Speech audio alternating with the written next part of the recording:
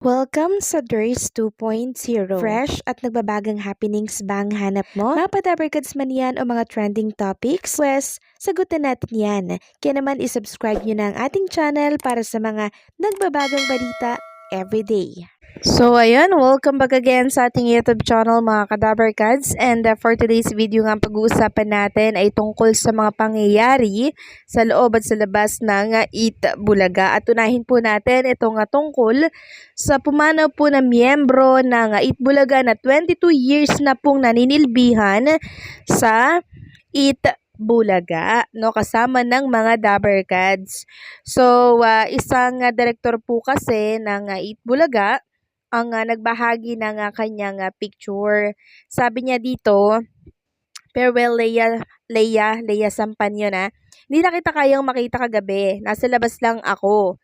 Said my last prayer, mamimiss kita. So hindi po kinaya ng isang direktor ng Itbulaga na makita na nakahimlay itong katawan po ni Leia Sampan. So ang sakit po kasi talaga at biglaan din po ang kanyang pagpanaw. Kaya sobrang sakit nito syempre sa mga katrabaho niya, sa mga Dabarkads na nakasama niya po, and syempre sa mga kaibigan niya na talagang hanggang ngayon hindi po matanggap yung kanyang pagkawala. So ang TBJ Production, mga Dabarkads for sure, ay nagpunta po dito at nagpadala po ng bulaklak bilang pakikiramay sa namayapa po nilang katrabaho dito po sa Itbulaga. Samantalang pag-usapan naman natin ang tungkol dito kay Tito Soto na kung saan ay may inupakan. Hindi daw po nakapagtimpi si Tito Soto. Kaya naman nagbigay na ito ng statement tungkol sa mga mali po na napapansin niya dito sa mundo ng politika. Sabi kasi dito, kinontra ni dating Senate President Tito Soto ang sinabi ni Marikina City Rep Stella Kimbo na autorisado ang ministerial corrections ng technical staff ng Kamara at Senado ng Bicameral Conference Committee report ng 2025 National Budget. Magugunitang naging issue ang BICAM report ng pambansang budget ngayong taon dahil ilang items nito ang blanco o walang nilagay na pondo. Ngunit pagdating sa 2025 General Appropriations Act ay naging kumpleto ito. Sabi ni Kimbo, mayroon lamang mga typographical error at adjustments sa naturang BICAM report na resulta ng amendment ng BICAM panel at binigyang autorisasyon ang technical staff na itama ang mga ito. Saad pa niya, ministerial na lamang aniya ang mga pagtatama na ito at wala nang babaguhin.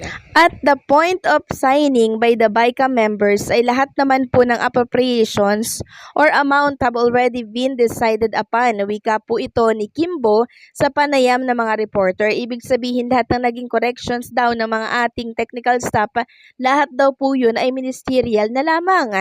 Ibig sabihin daw ay calculator activity na lang po. So lahat po wala na po silang discretion dahil lahat po ay decided na po by the BICAM members, dagdag niya. Giit naman po ni Soto, ang ministerial corrections ng technical staff ay hindi kailanman pinahihintulutan sa anumang panukalang batas. Dagdag niya, ilang mga mambabatas ay kailangang sumailalim sa Parliamentary Rules at Procedures Workshop. Some of our legislators needs to undergo Parliamentary Rules and Procedures Workshop. Ministerial correction by technical staff are never allowed in any bill, much more a law. You bring it back to plenary. Ani Soto sa kanyang expose netong January 27. So kahapon lang, ayan po yung naging pinakang tweet niya po sa EXO. Nagalit si Tito Soto.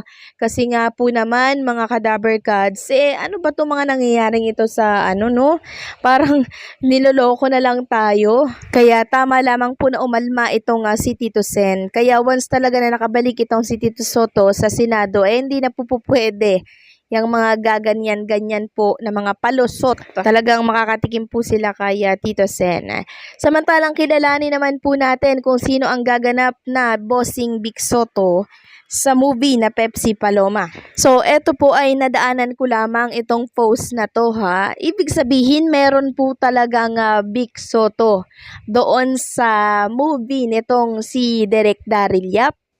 Kasi may gaganap po na artista or may gumanap na artista, no?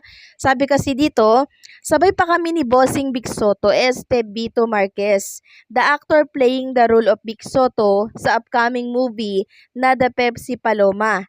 Youngest son of former Mayor Chong Joey Marquez and Alma Moreno. So ito po pala ay anak ni Joey Marquez and Alma Moreno. Itong gaganap po na Vic Soto sa Pepsi Paloma. And tinitingnan ko nga yung itsura niya dito mga Kadaver Cats. Medyo hawig nga po siya kay Vic Soto nung kabataan niya. Medyo may pagkakahawig base doon sa kilay and syempre dito sa kanyang balbas, no?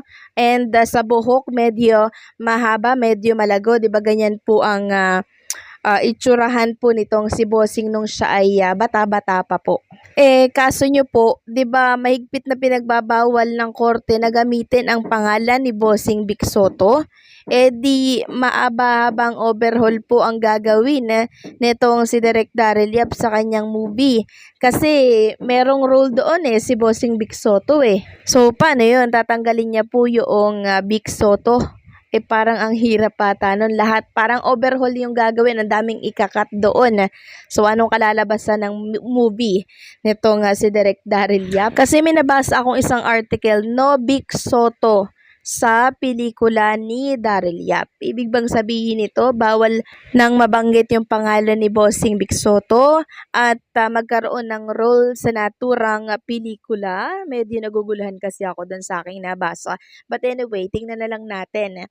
Samantalang si Attorney Buko de la Cruz naman po ay naglabas kahapon ng statement. Isang statement pa to ha, nare-share niya lamang po yung isang article ata ng, hindi ko alam kung ABS-CBN News yun. Sabi niya doon, panalo na po tayo sa kaso ni Vic Soto para sa habeas data petition. Tapos, merong ilang mga nagko-komento na kampo ni Daryl doon sa statement po ni Pauline Luna Soto na we won, na akala mo daw nanalo daw talaga doon sa kabuang kaso sa habeas data lang daw yun. So, masaya po kasi ang kampo nitong si Bossing Vic Soto dahil finally natanggal yung teaser na yon na kung saan ay malaking kasiraan nga po sa pamilya ni Bossing Vic Soto at kay Bossing Vic. Syempre, panalo na yun, 'di ba? Isang malaking pagkapanalo na po yung matanggal yung kasiraan na yon sa naturang pelikula.